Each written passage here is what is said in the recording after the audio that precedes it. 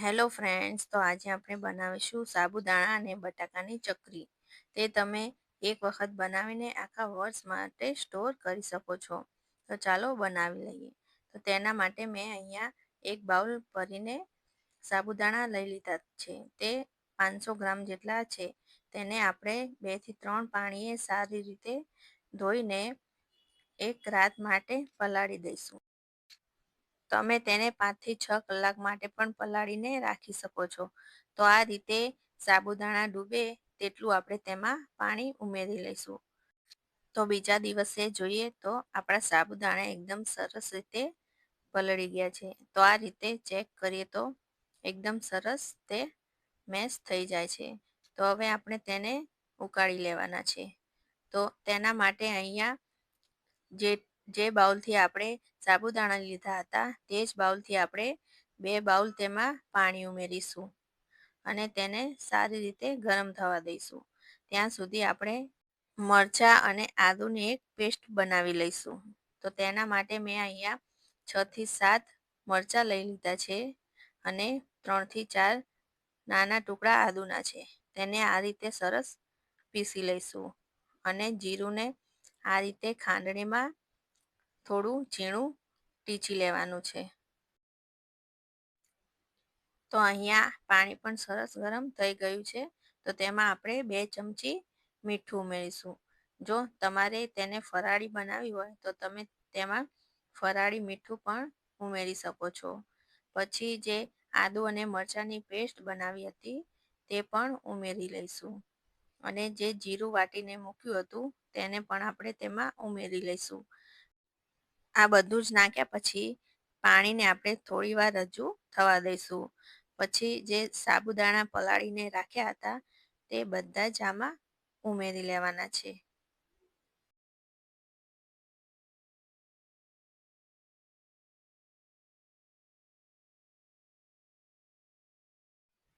હવે બધું જ આપણે મિક્સ કરી લઈશું અને સાબુદાણાને આપણે એકદમ ટ્રાન્સફર થઈ જાય ત્યાં સુધી તેને થવા દેવાના છે. તો અત્યારે એકદમ આવા વ્હાઈટ લાગે છે. થોડી વાર પછી તેનો કલર એકદમ ચેન્જ થઈ જશે અને એકદમ કટ પણ થઈ જશે. તો અહીંયા હજુ થોડાક સફેદ જેવા લાગે છે તો થોડી વાર તેને હજુ થવા દઈશું. ત્યાં સુધી મેં અહીંયા 500 ગ્રામ જેટલા બટાકા લઈ લીધા છે. તેને આ રીતે આપણે ખમણીથી ખમણી લેશું. તો અહીંયા 500 મેં સાબુદાણા લીધા છે અને તેની સામે 500 બટાકા લીધા છે.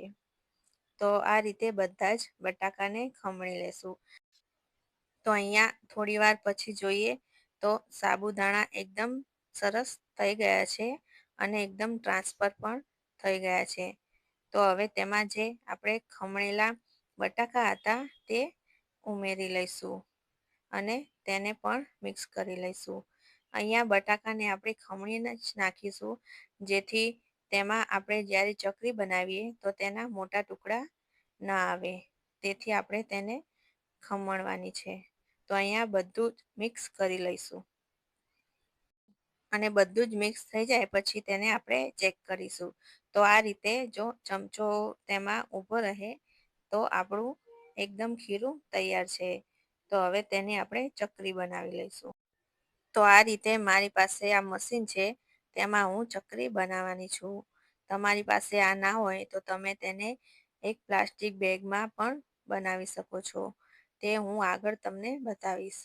તો આ રીતે થોડું બેટર આપણું ઠંડુ થઈ જાય પછી તેને બનાવીશું.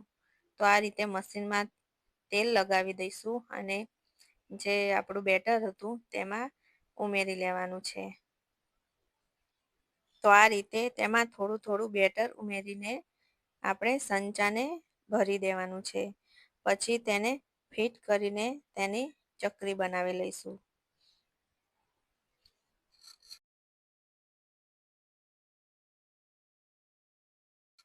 તો સંચાને આ રીતે ફેરવતા જઈને તેની ચકરી બનાવી લઈશું.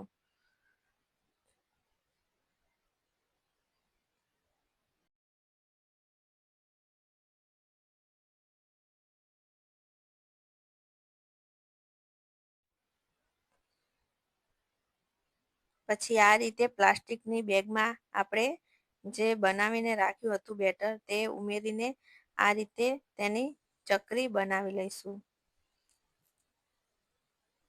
તો કોઈ પણ પ્લાસ્ટિકની બેગ તમે લઈ શકો છો અને આ રીતે બનાવતા જઈશું. પ્લાસ્ટિકની બેગમાં આપણે બનાવીએ તો બેટર આપણું એકદમ ઠંડુ હોવું જોઈએ. તો આ રીતે ચકરીને પણ આપણે બનાવી લઈશું.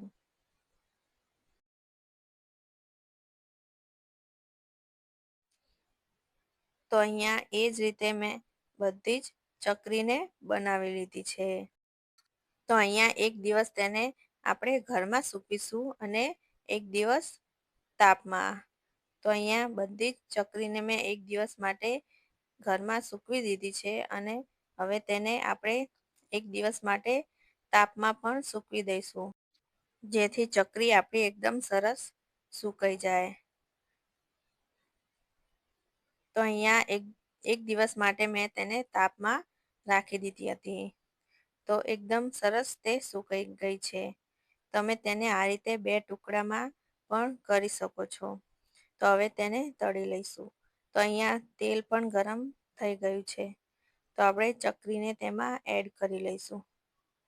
તો એકદમ સરસ ફૂલીને ડબલ થઈ જાય છે અને એકદમ સરસ વ્હાઈટ પણ થઈ છે. તો એ જ રીતે આપણે બીજી ચકરીને પણ તળી લઈશું. જો તમને મારો આ વિડીયો ગમ્યો હોય તો લાઈક કરજો, શેર કરજો અને સબસ્ક્રાઈબ કરજો. તો એકદમ સરસ આપણી ચકરી ફૂલીને બની છે.